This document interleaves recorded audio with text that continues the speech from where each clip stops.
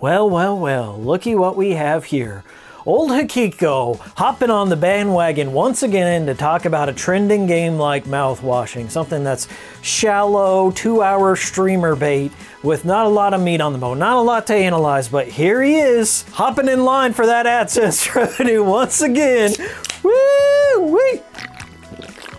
Well, folks, I know it's not my typical joint here. We don't typically talk about your flavor of the week indie games, stuff that has really not a whole lot of substance to it. Aesthetically speaking, it does speak to the era in which I grew up in. A lot of people would call that the low poly PS1 style, but I felt this kind of had a toe in the Dreamcast era. A lot of the character models and textures reminded me of something from the Dreamcast like Illbleed. So it kind of did pull me in on that level. If this company has any sense, they're going to churn out a couple more sequels to capitalize on this flash in the pan fan base. I don't even know how to describe it. The game's only been out for a month, but it has a rabidly passionate fan base, which also, put a little apprehension in my mind, like, if I dare criticize this sacred cow, or this sacred pony, if you will, if I dare criticize Mouthwashing in any way, goddamn. I'm not looking forward to some of the comments, but I have mostly positive things to say about it this time around. So here we are.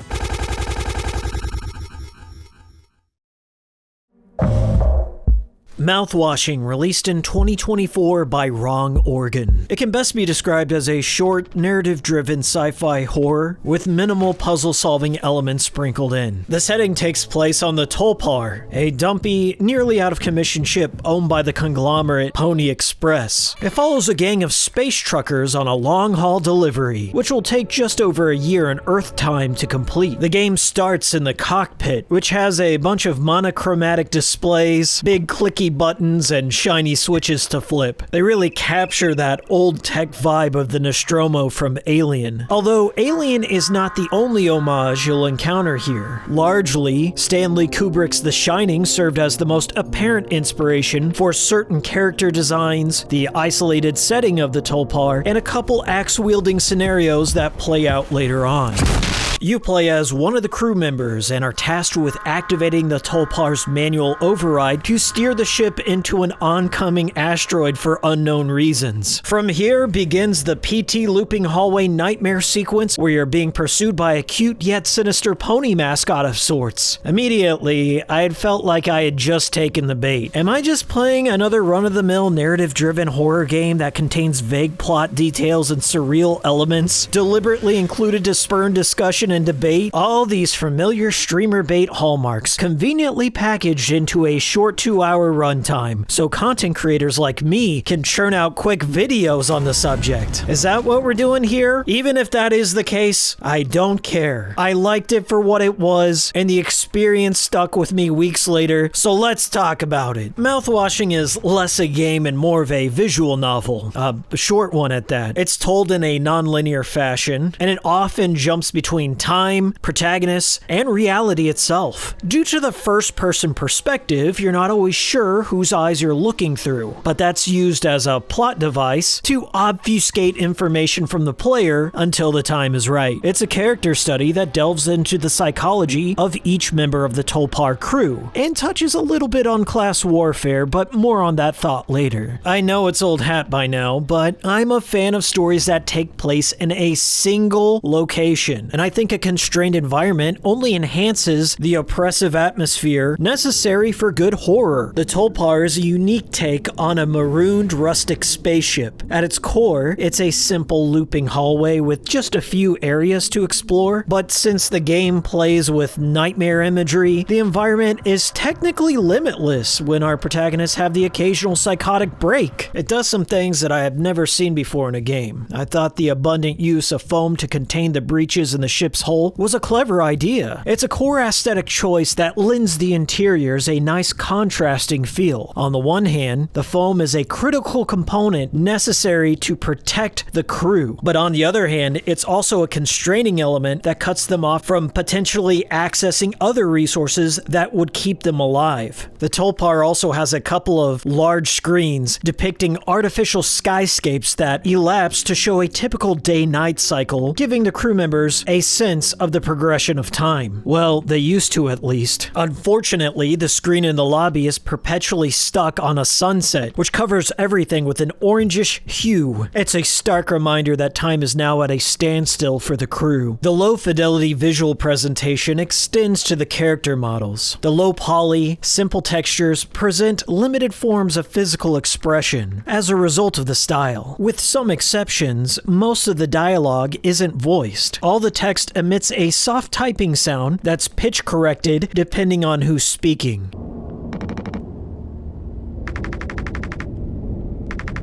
I much prefer these gentler sounds to the assault on the auditory senses going on in the silver case. Shots fired, bitch.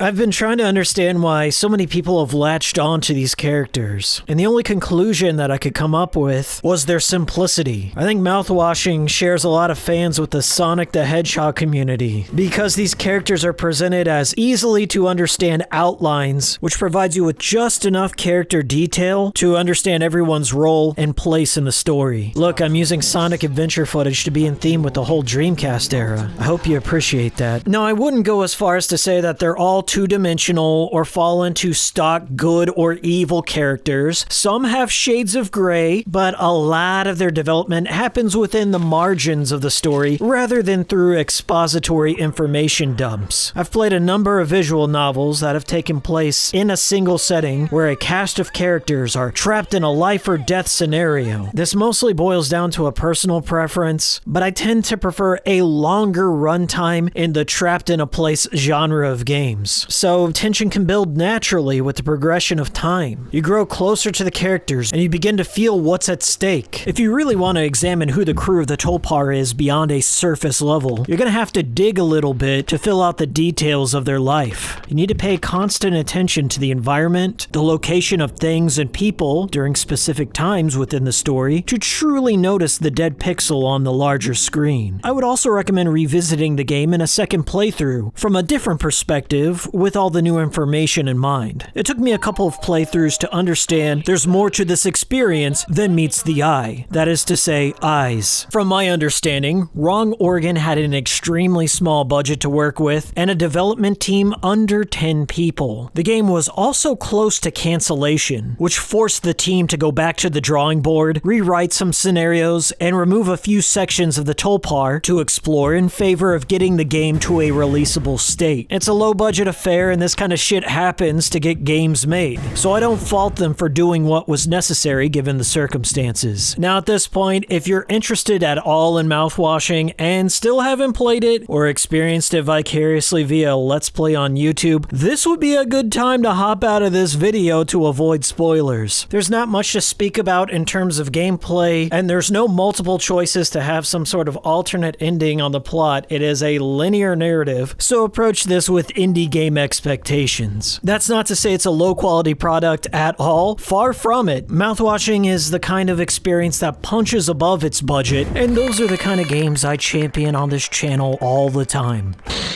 In the mouthwashing community, there's already been a huge controversy surrounding the character Anya. Now, as you know, when something's out there on the internet trending or it's brand new, there's also artists out there that want to capitalize on that brand new audience and try and be the first to, plant their flag down on the moon and say, hey, I made a Rule 34 thing of this thing that everyone's talking about. Come look at my portfolio. And some people consider that to be in poor taste, especially when the character in the game may have experienced some terribly awful things. But in Mouthwashing, everyone is also experiencing really awful things. It's kind of hard, like if I was to stack like who has the worst fate in all of it, I think they're all on various degrees of horrible. So this artist comes out with this illustration of Anya right here.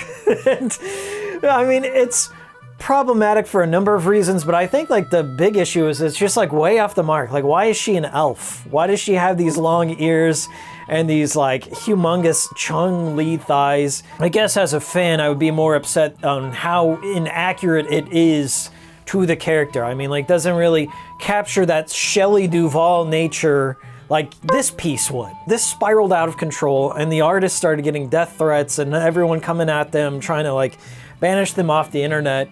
And it got so bad that the developer of the game had to come out and defend all fan works, okay? So they were almost wrong to do so, because the initial artist really didn't make their case on why they made this Anya piece any better, okay? When the controversy hit, they came out and said, oh wow, I apologize. Here's why I created this piece. And this is what they had to say. I apologize for making everyone feel uncomfortable. I was listening to a live video of the game, not even playing the game. I was listening to a live video of the game while I was drawing, and the moment I saw Anya, I thought she was cute, so I drew her. I haven't watched everything thoroughly, so I don't know much about the character. Sorry, everyone. So some tourist, some guy just coming in here trying to capitalize off a trending game, you know, half-heartedly paying attention to the plot, just like, oh, I'm just gonna draw this exaggerated elf chick and then call it Anya and throw it out there. That's the reason to get upset, okay? You weren't even paying attention. That's the big problem here, you tourist. It's odd that this one came in the focus, because if you type in Anya mouthwashing into Twitter, you're gonna find a lot worse depictions of that character. I don't know why this one got the spotlight. Like, I don't know why this one caused controversy, but not all the weird VR porn and stuff, you know, just a few posts down. But I don't know, this shit happens all the time. Thought it was kind of funny. From here on out, I will be pulling the characters into focus and examining their roles within the story. Let's start with the Phony Express, the uncaring corporate overlords that are omnipresent in all aspects of the crew's daily lives, yet are also completely hands-off when it matters the most. They're represented by their mascot Polly the Pony, whom appears in the form of corporate propaganda flyers, nightmarish visions that haunt our protagonists, and as a motion-activated rule-dispensing mouthpiece. Always remember to log your hours. Yay! Phony Express has made the crew of the Tulpar entirely dependent on them in more ways than one. Financially, they keep most of the crew barely above the poverty line, which adds a layer of tension when Curly drops the layoff news on the struggling crew. The symbiotic relationship between corporation and worker is illustrated by a public domain corporate propaganda cartoon that can be viewed in one of the nightmares. High wages and steady employment. First aid and health protection. A sly detail, but Phony Express constantly nickels and dimes the crew by penalizing credits from them for stepping out of line, and they charge them for basic amenities like food supplies on board via the vending machines in the lounge. So the paychecks they dish out eventually loop back into their own pockets. In terms of safety protocols, they've implemented the bare minimum allowable to keep the crew alive with just enough resources for a 4-person crew. Too bad at the last minute they added an additional crew member, but didn't increase the supplies afterwards. Most of the crew is underqualified for their given role, with the exception of the veteran mechanic Swansea and the Captain Curly, but his qualifications are dubious at best. To address the possible mental health concerns associated with long bouts of isolation from the voyage, they hand out brief psychological surveys that they probably printed off from a DIY psychological quiz website. As far as we know, they didn't even outfit the Tulpar with a distress beacon of any sorts in the event the crew might need rescuing. Phony Express occasionally dispenses hollow gestures of caring to their workers, like a solitary, non-specific communal birthday party that's supposed to cover the entire crew's special day. They made damn sure the cake is as bland and unenjoyable as possible by limiting the amount of sugar content. This devoid of life celebration feels like something ripped straight out of Office Space. Now, Milton, don't be greedy. Let's pass it along and make sure everyone gets a piece. Okay, but last time I didn't receive a piece, and I was told that Just I could pass. Okay. Perhaps their biggest crime is when the corporate leaders send the crew's pink slips via fax midway through their mission, with the expectation that the captain would keep this a secret. Sure, fire a guy and then expect continued loyalty. What could possibly go wrong?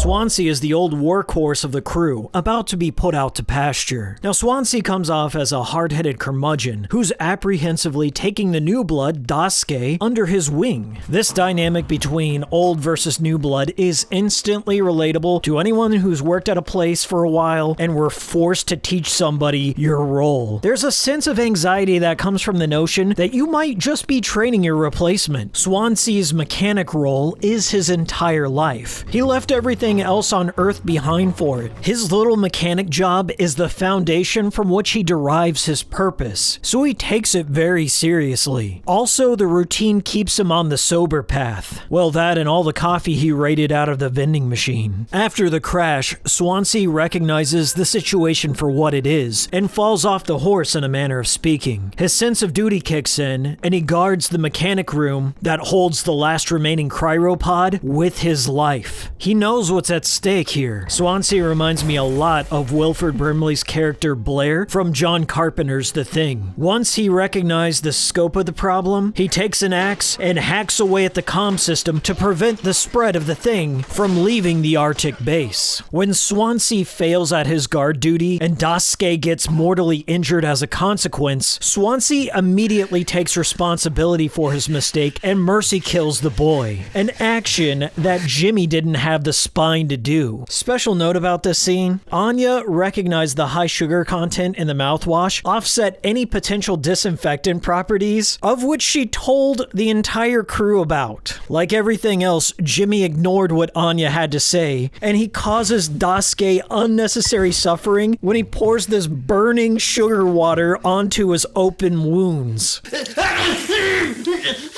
Swansea's the only member of the crew that calls out Jimmy for who he truly is. He knows there's no rationalizing with evil. Out of all the characters, Daisuke is the most innocent. He wasn't even supposed to be on the Tolpar and was a last-minute addition from the Pony Express. His character is supposed to contrast his mentor, Swansea. He's an intern and the greenest crew member of the bunch. It's also unclear if he's getting paid for this year of his life, but I'm just gonna go ahead and safely assume no. Unlike the other crew members, Daisuke wouldn't be affected all that much by his newfound unemployment post-delivery, as he's still young and has his parents as a safety net to rely on. Overall, he's a lovable goofball who has a penchant for bending the rules a little bit. He means well, but his inexperience and optimism leads him to an unfortunate outcome. Curly is the captain of the Tolpar, and an incompetent one at that. His problem is that he thinks he can rationalize the irrational. He doesn't see the severity of most situations until it's too late to act. Then he copes by trying to excuse his way out of responsibility by proclaiming he can fix what's already done. He believes in being friends with the crew, and sees himself as standing on equal ground with them, despite being in a more financially secure position in life as the highest-ranking member with the largest amount of responsibilities. He thinks he can handle issues through diplomacy instead of making hard choices and taking the necessary action as a captain should. Curly is an absurdly stupid character, and that impression was made before the crash. Oh hey, I just received a fax from corporate and they're firing everyone after we complete our delivery. Considering we still have 6 months left on the voyage, this is the perfect time to lower morale by dropping this heavy news on my working poor crewmates. What could possibly go wrong? I guess he skipped the training on avoiding mutiny in the ranks. Curly is emblematic of the Peter principle. He worked his way up the corporate ladder until he reached a plateau of comfortable incompetency. I find Curly's character frustrating, not only for neglecting his duties as captain, but for not having the foresight to see the potential consequences of his actions and also inactions for that matter. I'm still baffled by his inability to see his friend Jimmy for the monster he is, and I wish I had a rational explanation as to why Curly allowed him to crash the ship. I guess I'll cut him a little slack here. At the 0 minute, he does come to his senses and tries to course correct the ship, but at that point it was too late, and he ended up paying the ultimate price. I'm conflicted. I sympathize with Curly due to the horrific nature of his burn injuries and perpetual days of languishing around in pain. He may be a little dumb, some, but nobody deserves this. If you take this galactic dream sequence as holding any sort of weight, he does psychically communicate that he is taking responsibility for failing the crew. Yeah, I'm guessing he feels real sorry right about now. If you truly want to know more about the character of Curly, then you're gonna have to play Wrong Organ's other game, How Fish is Made. In September of 2023, an entire year before Mouthwashing was released, How Fish is Made got a free DLC called The Last One and Then Another, which includes a little bit of backstory to the game Mouthwashing and a preview trailer of an earlier build of Mouthwashing that you can watch after beating this DLC. How Fish is Made is like a very gross version of Katamari Damacy, where you play as a rotting ball of fish with the goal of rolling over other rotting pieces of meat and collecting them with these meaty tendrils to become the biggest, grossest ball of things.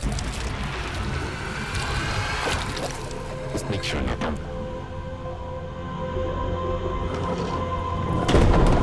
So there's many different little connections to Mouthwashing. Of note, there's the birthday cake, there's a room filled with giant piles of Dragon's Breath mouthwash, and of course, who could forget our exposition dumping boy Curly, who gives us some additional background about his time at Pony Express. From what's communicated, it appears Curly had only intended to work at Pony Express as a temporary affair, but 1 year rolled into 2, rolled into 10, and it's as if Curly's life slipped through his fingers. Perhaps in an act of loneliness, he tried to appeal to his friend Jimmy by pitching all the benefits that would come from working at Pony Express, in the same manner that had been pitched to him once before. It's also implied in the dialogue that Curly was aware that Jimmy had some sort of past, a nefarious one perhaps, and that with this job, Jimmy could make a big change. Ultimately, I think this surreal prologue to Mouthwashing is just another form of Curly feeling guilt for recruiting Jimmy on the team. I know it's not explicitly stated, but I truly believe that all Curly's dialogue within the dream sequences found in How Fish is Made and within Mouthwashing are actual manifestations of his true feelings that he cannot communicate to the outside world otherwise. Considering that How Fish is Made is a free game, I think it is worth checking out for the familiar yet sickening gameplay, and if you want to get a closer look into how the beta version of Mouthwashing differed from the final game. Anya is arguably the most tragic character in the story, and I'm emphasizing arguably only because of Curly's skinless, limbless chicken nugget existence. He had a hard life. On my first playthrough, I didn't think much of Anya's character. As for most of the story, she sort of fades into the background. But in retrospect, that's sort of the point. She's the nurse of the ship, with the asterisk that she's only qualified to operate and work for Pony Express, which is to say, she's not a real certified nurse. That's not for lack of trying, as she's been going into debt trying to make her way through nursing school. The events in the game seem to imply that Anya was assaulted on the Tulpar by Jimmy. Anya is pregnant with Jimmy's child. Although, like everything else in his life, he denies responsibility, but on a subconscious level, he's disturbed by the specter of his unborn child. Within the margins of the brief pre-crash scenes between Curly and Anya, it's apparent that Anya fears Jimmy and doesn't want him to get a hold of the gun. She pleads with Curly to understand her plight, but he thinks he can just fix everything by talking it out with his best bud Jimmy. She questions Curly as to why there were no locks on the sleeping quarters, implying the assault was allowed to happen due to the negligence on either Pony Express or Curly's behalf. There's also the post-crash implication that Anya wanted to prevent further assaults from happening by sleeping under the motion-activated Polly as a proximity alarm of sorts. Polly says... It took me a second playthrough to notice some of these things, like how Anya locks herself in the medical room shortly after Jimmy destroys the motion-activated Polly alarm. Polly says... Or how Jimmy attempts to mentally block out Anya's dead body during a delusion in the medical room. Or even further, when he finally breaks into the medical room to retrieve the gun, he doesn't even acknowledge her death.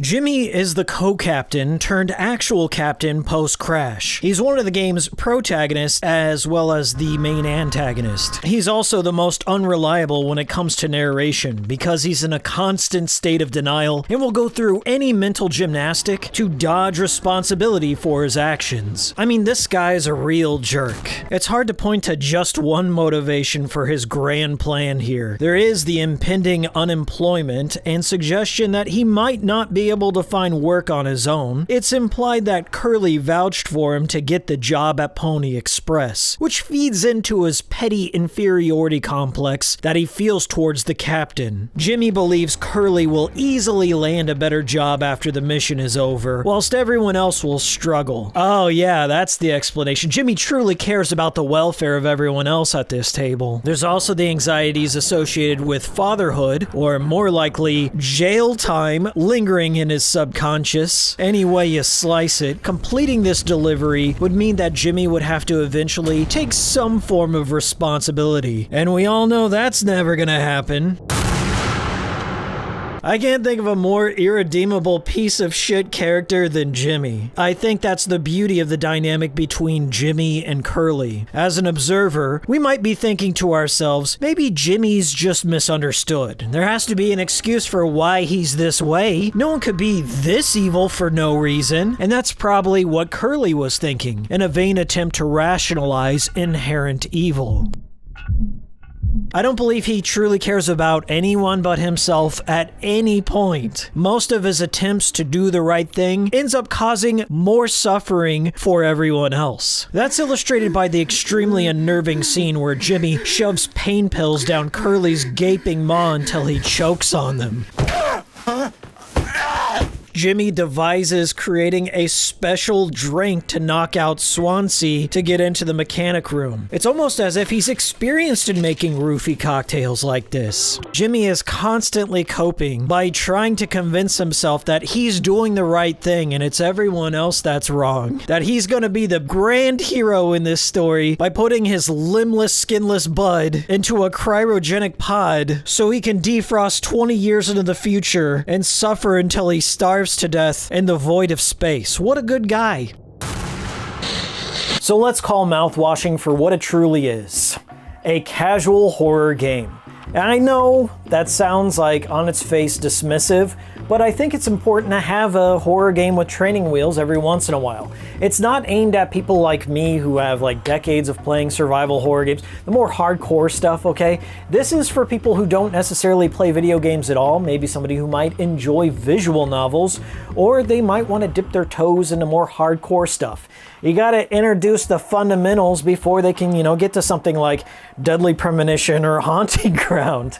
I try and meet games for where they're at. I appreciate it for some of its own unique contributions. For one, I like the low poly style. It has that nostalgic flair to it. The high contrast color palette was extremely moody, and I think it really sucked me into the environment of the Tulpar. And the Tulpar itself, I gotta love a game that goes for a more constrained approach to the environment. I guess I'd rather be left wanting more of something than wanting it to be over. And I've encountered that way too often in the horror genre. So there you have it. Another guy on YouTube has spoiled the entire plot of a short narrative-driven game, but there's my opinion on it. I hope you'll give it a chance if you haven't.